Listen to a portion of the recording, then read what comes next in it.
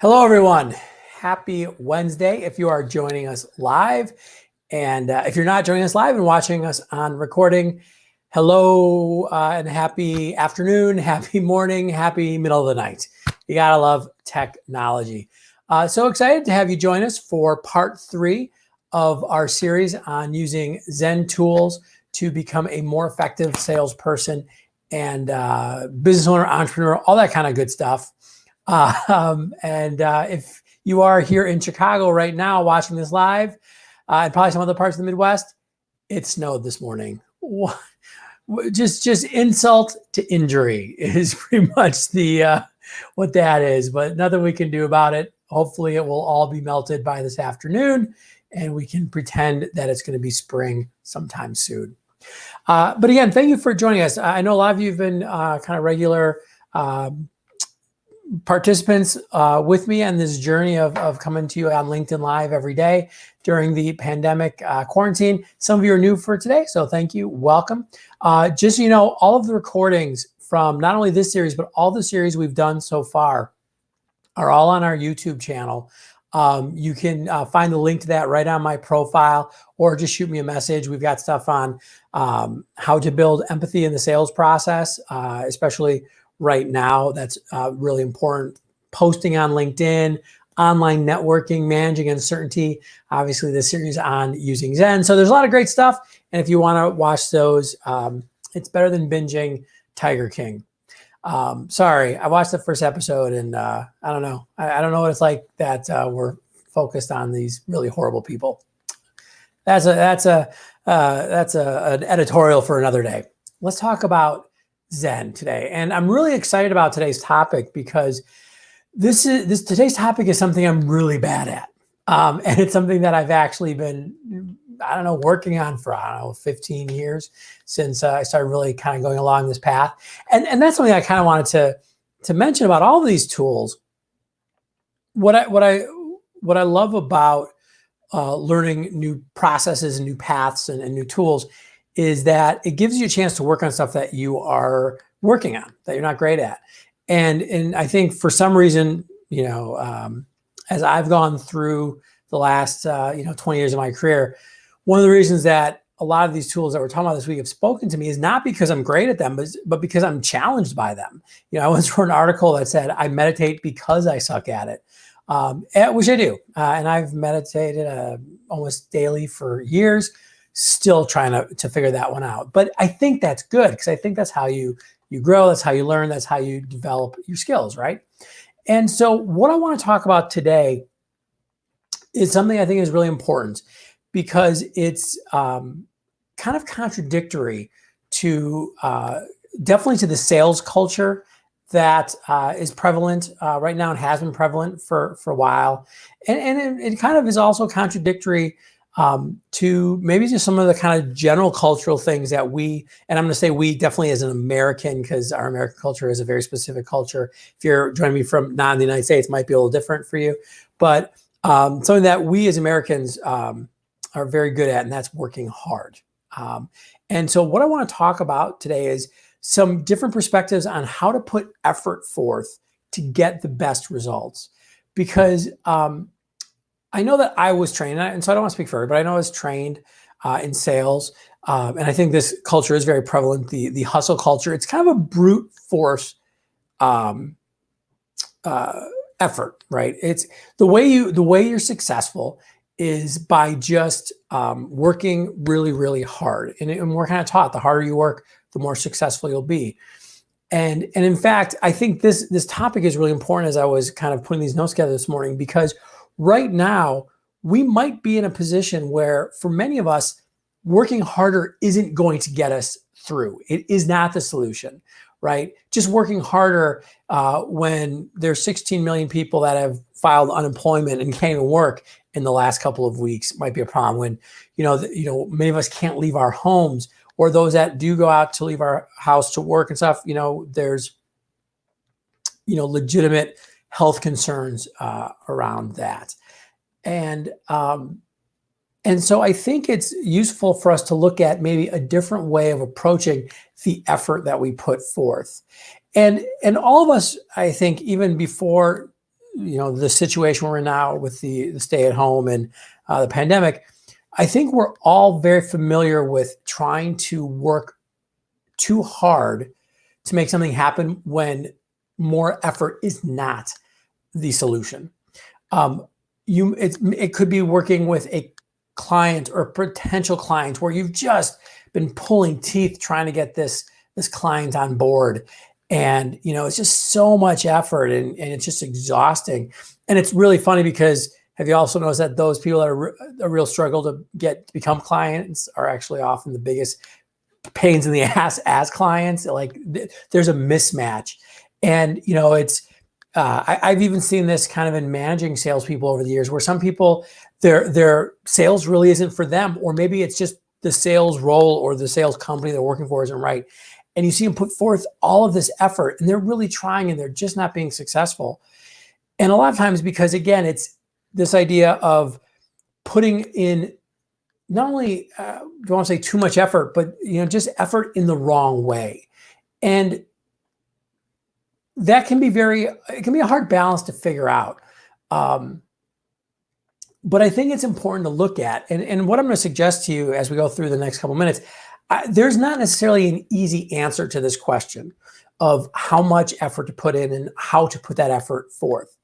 But it is very valuable to examine that question. And that's what most people, and I said, I'm speaking very much from the sales folk world, from kind of also the entrepreneurial, small business owner perspective here, where it's just like, well, if I just keep working, it'll eventually happen for me, right? Like we want to think that there's just a pure meritocracy, like the more effort you put in, the more successful you'll be. But that's just not true. And there's no other way that I can say that.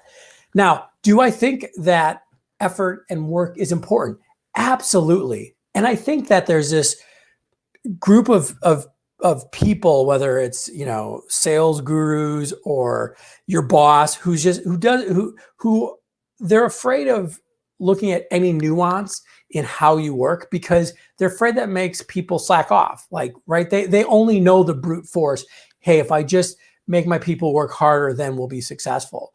But I've actually seen it in the last couple of weeks where I've talked to people who, have a boss who's riding them during this. And it's not even like, oh, we got to work from home. But they're riding them during this health and economic crisis and going, why isn't there more productivity? And then that boss is wondering why they're just not getting this fantastic response from people. That's not what you can do.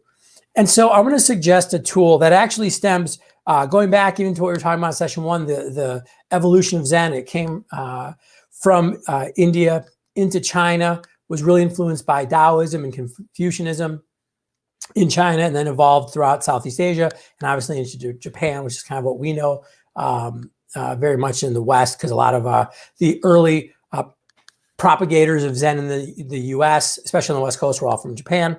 But there's this concept in Taoism, which I think is really valuable, and I'm going to completely mispronounce the name here. It's called Wei Wu Wei. And basically what Wei Wu Wei is effortless effort or actionless action, effortless doing. And it's kind of a hard thing to translate, so there's a lot of translations. But what it kind of means is this idea of being in flow. And you might go, oh, flow, I know flow. That's kind of been a hot topic the last few decades. There's some great research. A great book is a book called Flow. And I'm not even going to try to pronounce the author's name, Mihaly. It's a super long, I think it's Hungarian name that starts with the letter C, but the title is Flow, well-known, great book. But, so we've examined this concept. But what flow, I think, really is, and what Wei Wu Wei is really about, is how do you focus that effort? Heather, you popped up the idea that effort only works if it's strategic. And that's kind of what we're talking about here, is being strategic with your effort. But I do think it's even, I think that's the first step, strategy. Like, am I doing the right work? I think there's another level. And this is where it starts to get a little harder to kind of just name and to wrap our head around it. but it's being being strategic and then going, is this, is this the right path? Going back to what we were talking about in the first session, is this where I should be putting my energy and effort? Does this fit within the broader context of what's happening? Going back to the idea that it's not just about putting forth more effort. There's a Zen story that I really enjoy, and I've shared with salespeople a lot. And I'm going to paraphrase it, of course. But a student is talking to a Zen master and goes, I'd like to achieve enlightenment. Should I meditate? And the Zen teacher's like, absolutely, meditate 1 hour a day. And the student goes, great. How long is it going to take me to achieve enlightenment if I meditate 1 hour a day? And the Zen master goes, 10 years. And the student goes, well, great. What if I meditate 2 hours a day? How long will it take me? And the Zen teacher goes, probably about 5 years. And the student goes, that's fantastic. What if I meditate 4 hours a day? And the Zen teacher goes, probably about 20 years, right? There's this law of diminishing return to the effort you're putting forth, because in this case, the point the teacher is making is you just can't try to force it through and do it all at once. And so this concept of putting forth right effort, I think, is really valuable, and having the effort be in alignment with not only the environment, the context that you're in, right? So this idea of flow in a larger scale, but also just kind of in a very micro way into your own life. The idea of, and I'm trying, it's fine. I mean, Zen, there's a lot of times where language fails, but it's the idea of making sure that the word strategy came up from Heather, which I really appreciate, but it's almost like an internal strategy, right? Emotions aren't quite exactly it, but a lot of times we can feel that, right? Think back if you've ever had a job that wasn't a good fit, or here's an example that I've often used, which isn't about business, but it's about something I think we all know, love. So I got married relatively late. I met my wife when I was 37, and I dated a lot. I had a couple long-term relationships before then. And somebody asked me once, like, how I knew my wife was the right one to marry. And I was like, there's no effort. There's no effort to the relationship. Ton of work, right? And that's why, again, it's not about not putting in work. And I know I'm using effort and work and kind of interchangeably here, but I think you understand the nuance. Like, our relationship required work. I had to be invested in it. I had to put my time, my focus, my energy into it. But it wasn't like I was, And if you think, and at least for me, I had some past relationships that were with great women. They were amazing people, and nothing against them, but just where they were at their time in their life and where I was at my time in my life together, it was just, we had to make it work. So that's why I often say to people, like, are you trying too hard, right? You have to put effort in, but sometimes you're just trying way too freaking hard. And so what I'm going to suggest is 3 really quick things here, and we'll jump off, but 3 ways where this can practically impact your life right now. The first is that it's okay to realize that working doesn't necessarily equal success. I do think that work is a necessary part of success, however you're defining success right now, but it's not necessarily sufficient. Like, I guarantee that you could jump on a LinkedIn Live or a webinar somewhere right now that's giving you the 10 ways to work harder through this global crisis, which it is. I mean, there's no way of saying it's not. And maybe you're realizing it's time to work hard. By the way, I've never worked harder than in the last year than I have, even after Liam was born, because now I've got a wife at home, I've got a 9-month-old son, and I'm writing these every day, doing a ton of webinars. I mean, it's great. I'm not complaining. That I know that's right for me, but for you, it might not be. It might be worthwhile going, hey, I'm gonna take a day off. I'm gonna take a morning off. Pushing harder is not really the best thing for me to do right now. You have to know that. I can't tell you for sure. You know this. And again, if we just start to listen to ourselves, it can be very valuable. There's a book called The Power of Full Engagement. If you really want a very Western approach to this, there's two guys who wrote it. I know one of them is Tony Schwartz. Very interesting, but they talk about the idea of like resting and then working really hard and resting, working really hard. And they say like Olympic athletes and professional athletes and stuff. So if you want a very Western support to doing that, go read that book and you'll be like, oh yeah, that'd be perfect. But again, a lot of times we struggle because we're like, hey, I shouldn't be working right now. I should be relaxing. I should be taking care of myself, but we don't do it. The second thing to do is ask yourself, like in a broader sense, like, are you pushing too hard for the business right now? And this is something where, again, it's anathema to what a lot of the sales culture is, which is, I just saw this post the other day where somebody was talking about their 15 to 30 step sales cadence. And part of me was like, that's great. I mean, you're saying, hey, I'm going to reach out. I want to talk to somebody. I want to put that energy forth.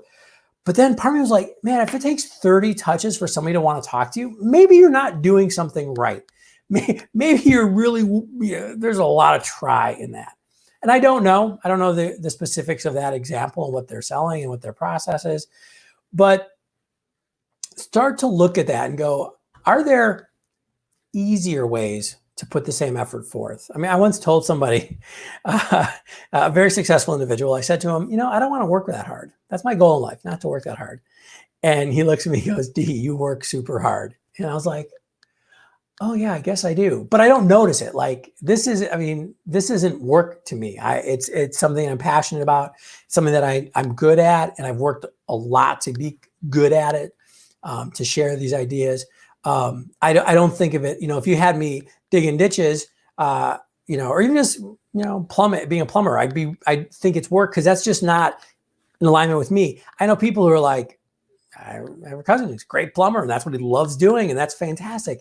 Right. So think about like, are you putting too much effort into some things? Are you not listening to yourself? And that's kind of like the third idea is, are you finding opportunities to be in flow? I think the flow state is something that's very hard to get into, but it's valuable to be aware if you are in it sometimes, or if you're never in it. If I'm saying, hey, it'd be good to be in a flow state in your work, and you're like, I've never experienced that, you might have the wrong line of work that you're in. But I totally just lost my train of thought because I'm looking at my notes and trying to do this. That's what happens when you're writing a script every morning. So I give full credit to people who do this all the time. So the writers of all the late night shows, I applaud you. I guess like the last idea that I want to share though, where I think this way woo way can come into place, is the idea of closing. So very specifically around the sales process, closing business, because we're all trying to close business right now, even within this context of everything that's going on. Because business, we want to try to find a way to keep it going. You can, and this is something that I do, and I'll argue with a lot of other sales experts around this. You can close from a place of ease. I said that. Closing doesn't have to be hard. Closing doesn't have to be an argument. It doesn't have to be effortful. It can be non-action action. In hyper-connected selling, I shared the idea of the next step. So instead of closing, make bringing business in the next logical step in the progression in the relationship. You're always moving forward, but you're always moving somebody to that next step. And when that's the case, it gets a lot easier. Going back to that idea of my relationship with my wife, I mean, it could be dragging pulling teeth trying to get someone to go out with you and trying to get a hold of them. By the way, my wife and I exchanged 81 text messages before we went on our first date, right? I actually counted because we want to see each other. We were literally just traveling for almost the first month after we met. But it was never like, oh my gosh, I hope this works. It's like, oh yeah, cool. It was very easy. And, easy doesn't mean simple. Easy doesn't mean you have to put effort forth. But if you can start changing how you're setting up your questions and your closing scenarios with customers, this idea of non-effort effort can be really powerful. So Those are a couple ways where this idea of way woo way can, I think, be really impactful for people in the sales process and for business owners. I know we got some solopreneurs on here. I appreciate you guys showing up as well. But thank you. I know this topic this week has been in some ways kind of amorphous, sometimes a little out there, sometimes really grounded. I'm trying, but these aren't necessarily easy topics to just dive into in 20 minutes. But I think they're really valuable. And hopefully, especially right now, after over a month indoors and working from home, that these can give you a couple ideas of ways you can be motivated, be inspired, or even just give yourself that permission to say, hey, you know what, I'm gonna relax today. I'm gonna take it easy, give myself a break, and that's totally okay as well. And again, thank you so much for joining me. If please share this if you have found these valuable. I'd really appreciate if you want to make sure that we're connected, but also you want to share it with your network. We're going to do these every day for the rest of the week at 11:30. If you have any specific topics you want to see, we're starting to put the plan together for at least the next 2 or 3 weeks. I'd love to have your ideas of what we should cover. And if there's anything else I can do for you, please let me know. We do have coaching groups. I do one-on-one coaching. If you have a sales team or an organization that you would like a speaker to come in and virtually talk about sales, networking, LinkedIn, Zen, any of these topics, please let me know. And as always, please don't go out if you don't have to. Stay safe. If you do go out, make sure you say thank you to the people who are making things run. The delivery drivers, mailman, mail lady, the cashier at Walgreens, person who is bagging your groceries, stocking the shelves, the people who are going to work at the factories and the food supply chain, making sure that we can still function as a society. Say thank you to them, and of course to our frontline, all the medical professionals. Thank you so much. Make sure you say thank you if you run across any.